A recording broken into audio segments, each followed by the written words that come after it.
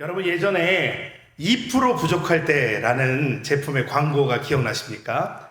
네, 저랑 아주 닮은 정우성 씨가 나와서 성은 정 씨잖아요. 정우성 씨가 나와서 가란 말이야 하면서 이렇게 했던 아주 히트를 쳤던 광고입니다. 여러분 당대 최고의 스타들이 나왔던 이 광고에는요, 무언가 채워지지 않는 갈증과 결핍의 순간을 광고 컨셉으로 사용합니다. 그러면서 큰 공감을 얻었습니다. 이 광고가 굉장히 큰 힘을 얻었던 이유 중에 하나는 단지 그것이 음료수의 이야기인 게 아니라 그 광고 카피로 내몰았던 2%의 부족할 때를 우리 모든 사람들이 살아가면서 느끼고 있기 때문이었습니다. 우리는 누구나 마음 한구석에 채워지지 않는 갈증, 설명할 수 없는 허전함, 그 2%의 부족함을 느끼면서 살아가고 있는 것입니다. 오늘 우리가 만날 사마리아의 여인, 2%만 부족한 분이 아니라 90% 아마 이상인 것 같습니다. 굉장히 인생 전체가 목마름에 허덕였던 사람으로 오늘 성경에 또 깊은 이것을 들여다보면 그 여인이 얼마나 목마를 수밖에 없는가, 인생 전체가 목마름에 허덕이는 인생에 살았던 한 여인을 만나게 됩니다.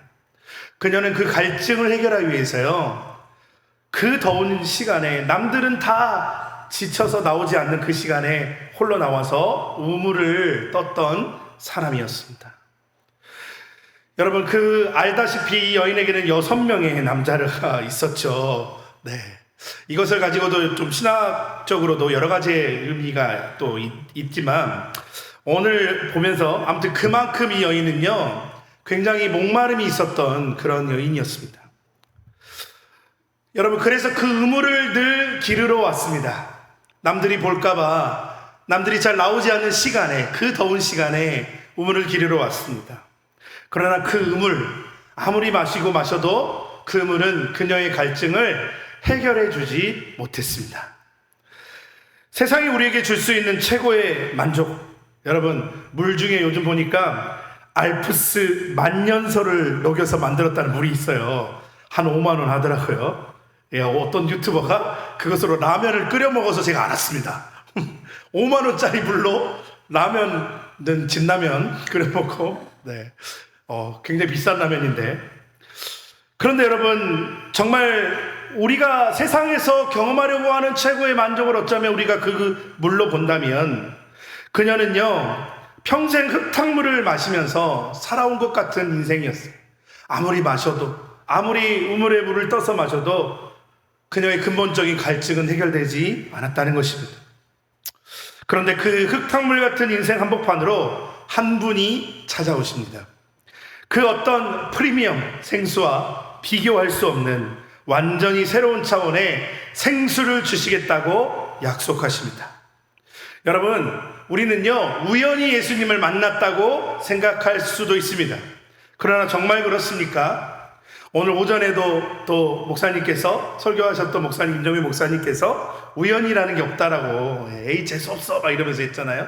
모든 것이 다 하나님의 계획이죠. 모든 것을 잃고 깊은 목마름 속에 있는 한 영혼을 위해 예수님이 얼마나 치밀하게 그리고 의도적으로 그 인생에 찾아오셨는지를 오늘 저와 여러분이 오늘 말씀을 통해서 살펴보기를 소망합니다. 그래서 그 예수님이 바로 우리 인생에서도 찾아오신 그 예수님임을 우리 다시 한번 경험하는 귀한 시간이 되기를 소망합니다. 첫 번째로 예수님은요 한 영혼을 위해서 반드시 가야 할 길을 가신다는 것입니다. 오늘 본문 1절에서 3절 말씀은 예수님께서 유대를 떠나 갈릴리 지역으로 가시게 된 배경을 설명합니다. 바리새인들과의 불필요한 갈등을 피하시려는 지혜라고 이야기합니다. 그런데 갈릴리로 가려면 반드시 거쳐야 하는 땅이 있습니다. 바로 사마리아 땅입니다. 여러분 지리적으로 보면 예루살렘에 있는 남쪽 유대에서요 고향이 북쪽 갈릴리로 가는 가장 빠른 직선 코스가 사마리아를 거쳐 가는 거였어요. 그러나 당시 유대인들은요 절대로 이 길을 가지 않았습니다. 왜냐하면 사마리아인들을 짐승처럼 이방인보다 더 더럽게 여겼기 때문에 그렇습니다. 나중에 나오겠지만 그들은 절대로 상종하지 않습니다. 그들 사이에는 수백 년 된 깊은 증오의 역사가 있었습니다. 과거 북이스라엘이 아수르에 멸망당했을 때 그곳에 남은 유대인들이 이방인들과 강제로 이 피가 섞이게 됐죠. 여호와 신앙의 이방 종교가 뒤섞여 버렸습니다. 그 후손들이 바로 사마리아인들이었던 것입니다. 그렇기에 정통 유대인들은요, 사마리아의 땅을 밟는 것조차도 부정적으로 여겼습니다. 시간이 며칠이 더 걸리고 길이 험하더라도 일부러 요단강을 건너서 동쪽으로 돌아가는 길을 당시에 택했다고 합니다. 그런데 예수님은요, 그 사마리아를 통과해서 오늘 지나가시는 겁니다. 4절 말씀 보니까 사마리아를 통과하여야 하겠는지라. 여러분, 예수님은 굳이 이 사마리아를 통과하시겠다라고 하시는 것이죠. 여러분, 우리 살아가는 시대에 꼭 법이 아니더라도 우리가 따르는 관습들이 있잖아요. 통념들이 있습니다. 그것을 따라가는 건 사실은 쉬운 일입니다. 그냥 그렇게 하면 되니까요. 그런데 누구나 다 그렇게 하는 것을 그렇게 하지 않는 것은요, 굉장한 용기가 필요한 일이고, 많은 사람들로부터 비판을 받게 될 것을 당연히 떠올려야 되는 일이죠. 그런데 예수님 왜 그렇게 하셨을까? 여러분, 단순히 지름길이기 때문에 그랬을까요? 그러나 그런 뜻은 아닙니다. 예수님은 금기된 그 땅에 멸시와 증오의 땅, 유대인들은 그렇게 생각하는 그 땅에 의도적으로 발걸음을 옮기셨습니다. 여기서 반드시라는 단어의 원어를 보면 단순한 필요가 아니라 하나님의 계획 속에 있는 신적인 필요성을 의미하는 단어로 쓰였습니다. 여러분, 삭개오 이야기 기억하시죠? 삭개오를 향해서 오늘 내가 내 집에 유하여야겠다 하셨을 때도 그와 같은 의미의 말씀을 하셨습니다. 그러니까 오늘 여러분, 이 사마리아를 통과해야 하겠다는 것에 신적인 필요성, 이 개연성이 들어있는 것. 그러니까 단순히 그냥 가신 게 아니라 이것은 하나님의 계획 안에 있는 것이라는 것입니다. 여러분, 1956년 에콰도르의 아후카족에게 복음을 전하기 위해서 5명의 젊은 미국 선교사들이 경비행기를 타고 그들의 땅으로 들어갔습니다. 아후카족은 외부인들에게 극도로 정말 외부인들을 싫어하고 적대적이었어요. 접근 자체가 목숨을 거는 일이고 그들은 또 식인을 하던 사람들이었어요. 여러분, 결국 5명 모두 부족민들의 창에 찔러서 순교를 했습니다. 짐 엘리엇이라는 여러분 이름 아마 들어보신 적이 있을 것이라고 생각합니다. 세상의 눈에는요, 이것이 굉장히 비극적인 실패처럼 여겨졌어요. 그래서 그렇게 실제로 보도가 됐습니다. 그러나 순교자의 아내인 짐 엘리엇, 엘리자베스라는 이 아내가요, 2년 후에 그 부족으로 다시 들어갑니다. 여러분, 이해가 안 가지 않으세요? 자기 남편이 거기 가서 복음을 전하려 하다가 죽었잖아요. 그런데 그 아내가 다시 거기를 들어가는 겁니다. 그 용서와 사랑에 감동된 그 부족들이요, 그 아내가 들어간 이후에 정말 하나님의 복음을 받아들이게 되었습니다. 그래서 여러분, 그들은 이 예수님을 만나게 됐고, 그 부족들은 그제서야 자신들의 잘못을 회개하는 그 마음 상태에 이르게 되었습니다. 여러분, 왜 그러한 위험 가운데 그들이 들어갔을까요? 그것은 바로 잃어버린 영혼을 향한 하나님의 사랑 때문입니다. 그 길이 반드시 가야 하는 길이었기 때문입니다. 가장 빠른 길도 아닙니다. 세상은 빠른 거 좋아하잖아요. 효율적인 것도 아닙니다. 말도 안 되는, 여러분, 투자를 해야 되는 길입니다. 그러나 하나님의 잃어버린 영혼을 향한 그 마음, 그 뜻이 있었기에 그 선교사 가정이 그곳으로 들어가서 희생을 치렀지만 거기에서 복음을 증거했던 것입니다. 여러분, 오늘 예수님이 바로 그러한 걸음을 걸으신 것입니다. 수가성 우물가에서 고통받고 있는 한 영혼을 만나기 위해서 그 길은 주님께 반드시 가야만 하는 길인 줄로 믿습니다. 우리가 주님을 만난 것도 어떨까요? 우연이라고 생각하십니까? 내가 어느 날 갑자기 친구의 손에 이끌려, 어떤 사람의 손에 이끌려 교회에 와서 그랬기 때문에 우리가 믿었다고 우연히 그렇게 된 것입니까? 아닙니다. 오늘 우리가 정말 이 사마리아 여인에게 찾아오신 예수님은 저와 여러분의 삶의 영역에서도 그렇게 저와 여러분을 찾아오셨기 때문에 저와 여러분이 오늘 이 자리에 앉아서 주님을 예배하는 예배자의 모습으로 살아가게 된 줄로 믿습니다. 여러분, 주님은 우리의 목마름을 해결하시기 위해서 주님께서는 친히 계획하시고 찾아오시는 그 놀라운 은혜와 계획 아래 이루어진 것을 믿으시기를 바랍니다. 아멘. 자, 두 번째로 예수님은요, 이 길의 끝에서 세상의 모든 장벽을 깨고 먼저 말을 걸어주십니다. 인간의 노력이 멈추는 그곳에요, 하나님의 은혜가 시작됩니다. 여러분 믿으십니까? 인간의 은혜, 인간의 어떤 노력, 내가 다 해봤습니다. 내 인생의 결핍을 메꾸기 위해서, 내 인생의 갈증을 메꾸기 위해서 우리는 다 최선을 다합니다. 지푸라기라도 붙잡으려고 온갖 것을 다합니다. 그러나 그곳에서 그것이 끝나는 순간이 오는 거죠. 우리 한계가 결국은 막바지에 이릅니다. 그런데 놀라운 것은 우리의 노력이 끝난 것 같은 그곳에 하나님의 은혜가 시작된다는 것입니다. 예수님은 마침내 그 여인이 있는 수가성에 도착하셨습니다. 그래서 한 여인, 그 여인을 만나십니다. 7절에 그래서 뭐라고 말씀하세요? 물을 좀 달라, 이렇게 말씀하시죠. 여러분, 이 짧은 한마디가 당시에 그 여인에게 막혀 있었던 모든 담을 깨트리는 전혀 혁명적인, 정말 아주 뒤집는 그런 말이었습니다. 여러분, 거기에는요 민족의 벽이 있었습니다. 유대인과 사마리아인이라는 벽이 있었습니다. 성별의 벽이 있었죠. 남자와 여자의 벽이 있었습니다. 또 도덕의 벽이 있었습니다. 거룩한 라피와 죄 많은 여인이라는 그 벽이 있었습니다. 그러나 예수님은요 그 벽을 단숨에 뛰어넘으셨습니다. 그래서 먼저 말을 것입니다. 이 여인이 그러한 세상의 통념의 벽을 이야기할 때에 예수님은 즉시 대화의 어떤 차원을 바꾸시는 거예요. 하나님의 선물과 말하는 네가 누구인지에 대해서 말씀하시는 거예요. 네가 만약에 그걸 알았더라면 너는 그에게 구하였을 것이다 말씀하시면서 그 여인의 영적인 필요를 건드리고 있는 것입니다. 제가 아는 어떤 분이요 사업에 크게 실패했습니다. 그래서 모든 것을 잃었던 그때를 저한테 한번 간증을 해주신 적이 있습니다. 좋은 집을 살았고요.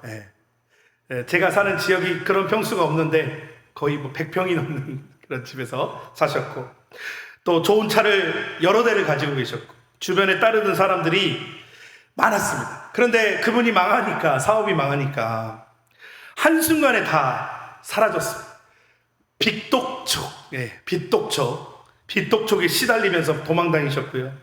더 이상 예전처럼 교회의 어엿한 직분자로 살아가는 것이 너무나 면목이 없으니까 이분이 교회의 문을 들어가는 것도 주저하는 그런 상태가 계속 이어졌던 거예요.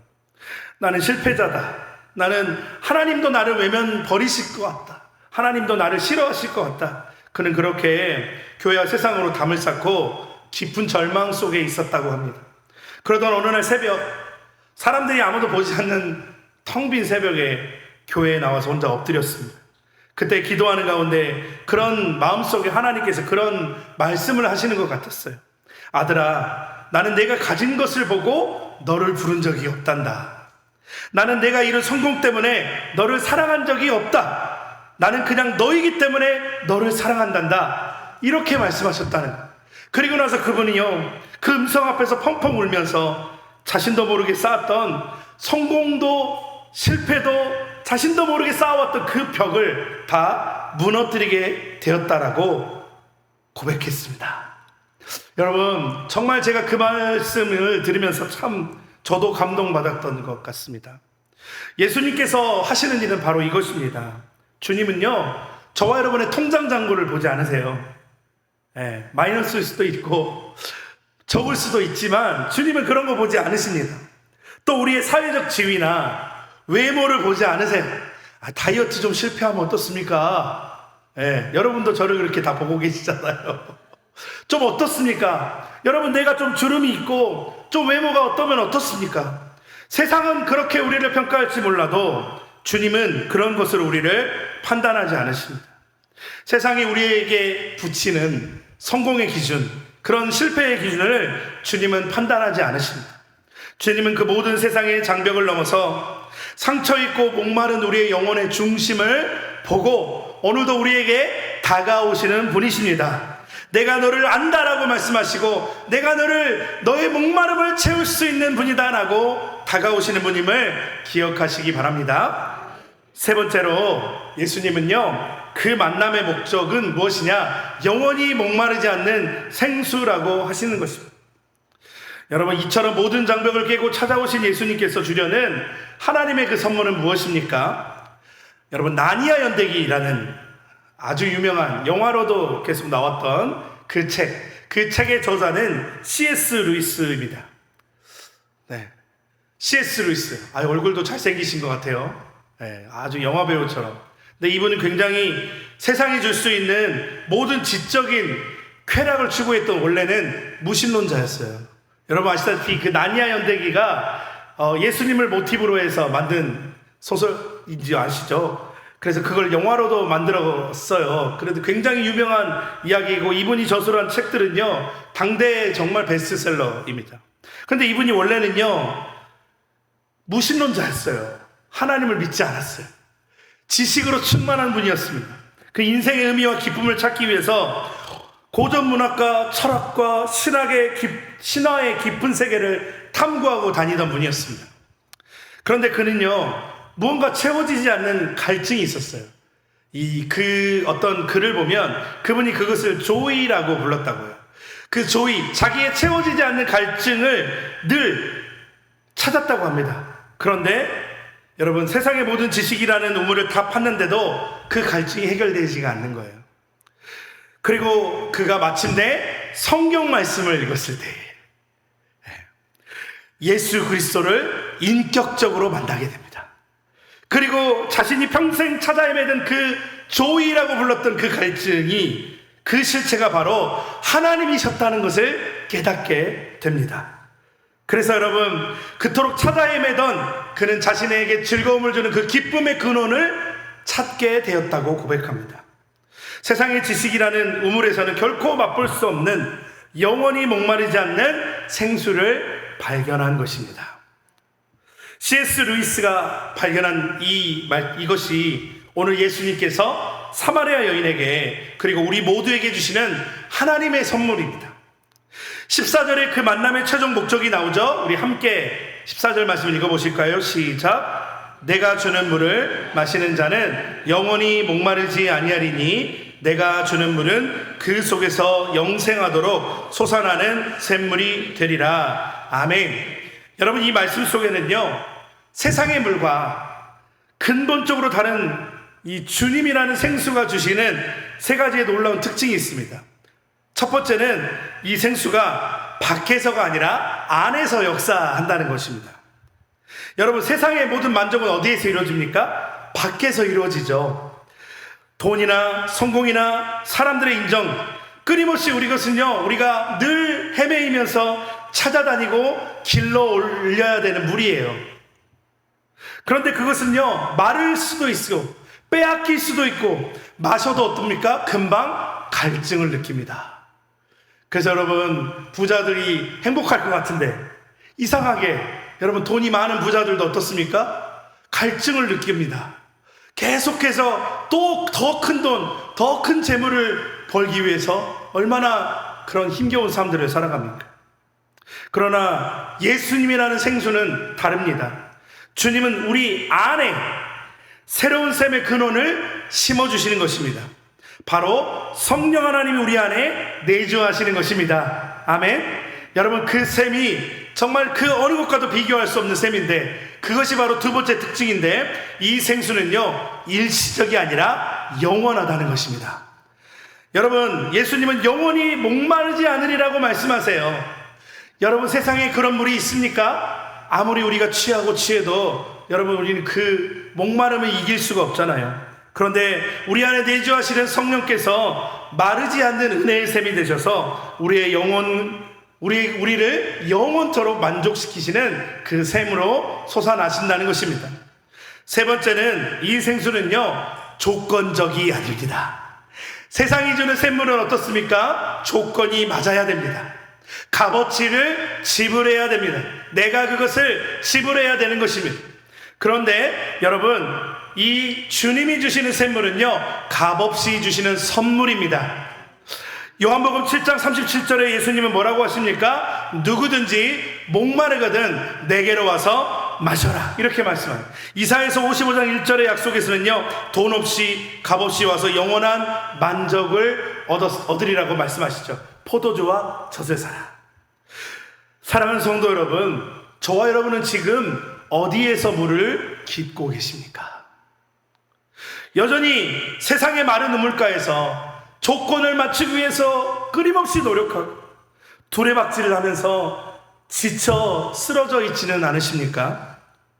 그런 우리에게 주님은 오늘 사마리아 여인가의 이 말씀을 우리에게 보여주시면서 은혜의 샘물로 우리를 초청하고 계십니다. 여러분, 이제 우리 그 헛된 두레박을 내려놓기를 소망합니다. 우리의 힘과 노력으로만 기르려고 했던 그 두레박을 이제 내려놓기를 소망합니다. 세상은 우리에게 조건을 말합니다. 세상은 저와 여러분이 노력해야 된다라고 말합니다. 여러분, 그런데 오늘 주님은 내게로 와서 값없이 생수를 마시라고 말씀하십니다. 말씀을 마치려고 합니다. 여러분, 인생이 목마를 때 세상은 우리에게 더 좋은 우물을 파라고 하지만, 그러나 우리는 그 끝이 갈증이라는 것을 오늘 함께 또 나누었습니다. 우리 시대의 최고의 지성이라고 불렸던 고 이어령 박사님, 여러분, 이 한평생 인간의 이성과 지식, 문화와 예술이라는 우물을 우리나라에서는 적어도 가장 깊이 팠던 분이라고 평가받는 분입니다. 우리나라의 최고의 지성이라고 불리던 분이었습니다. 그런데 그분은요, 인생의 근원적인 목마름 앞에서 여러분, 그가 판 그 우물이 자신을 구원할 수 없다는 것을 깨닫게 되었습니다. 평생을 물음표의 편에서 살았는데 70을 넘어서 자신의 딸이 죽어가는 모습을 보면서 여러분, 그에게는 예수님을 만나게 되었습니다. 결코 그것들을 해결할 수 없구나라는 걸 깨닫게 되었습니다. 그러면서 그는 고백합니다. 하나님, 한 방울의 물이 온 바다를 알려주듯 나에게는 한 방울의 은혜가 필요합니다. 지성은 메마른 땅이요 영성은 거기에 내리는 단비와도 같습니다. 여러분, 대한민국의 최고의 지성인이라고 하는 그분도 결국은 예수 그리스도께서 주시는 한 방울의 은혜를, 생수를 만났을 때에 비로소 참된 안식과 만족을 누리게 되었던 것을 우리는 바라봐야 됩니다. 이어령 박사가 발견한 이 진리는 오늘 저와 여러분에게 주시는 하나님의 약속임을 믿습니다. 오늘 말씀을 통해서 주님께서 우리 모두가 경험하시는 은혜가 여기에 있습니다. 첫 번째는 우리가 하나님을 찾기 전에 주님이 저와 여러분을 먼저 찾으셨다는 사실을 믿으시기 바랍니다.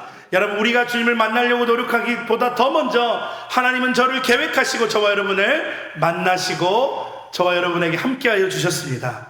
주님은 우리의 목마름을 외면하지 않으십니다. 우리의 삶의 한복판으로 반드시 찾아오시는 분입니다. 여러분, 나의 어떠함, 나의 상황, 나의 상태, 세상이 평가하는 나 아무 상관없습니다. 우리 주님은 그저 포기하지 않으시는 그 신실하신 사랑을 저와 여러분에게 베풀어 주시는 분입니다. 두 번째로, 세상에 붙이는 꼬리표와 나의 죄와는 상관없이 있는 모습 그대로 주님은 나를 받아주신다는 사실입니다. 예수님은 사마리아 여인의 과거를 묻지 않으셨어요. 과거를 묻지 않으셨어요. 주님은 우리의 자격이 아니라 오직 주님의 그 사랑으로 우리를 만나주신 분입니다. 이 은혜 앞에서 모든 수치와 죄책감을 내려놓고 우리 담대히 주님 앞에 나아가는 저와 여러분 되시기를 소망합니다. 우리 마지막으로, 일시적인 위로가 아니라 세상에 아무리 비싼 물, 여러분 알프스의 만년설로 만들었다는, 그래도 한번 드시고 싶지 않으세요? 그 물을 먹은다 할지를 1시간만 지나도 우리는 또 다른 물을 마셔야 됩니다. 그것은 일시적인 위로입니다. 그러나 우리 주님이 주시는 생수는 내 안에서 영원토록 솟아나는 생명의 근원을 주시는 영생하도록 하는 그러한 은혜인 줄로 믿습니다. 더 이상 세상의 헛된 우물가를 헤매도 되지 않습니다. 이 여인이 나중에 고백하죠. 어떻게 그렇게 해요? 제가 그것만 주시면 제가 더 이상 이 고생을 안 해도 되겠어요.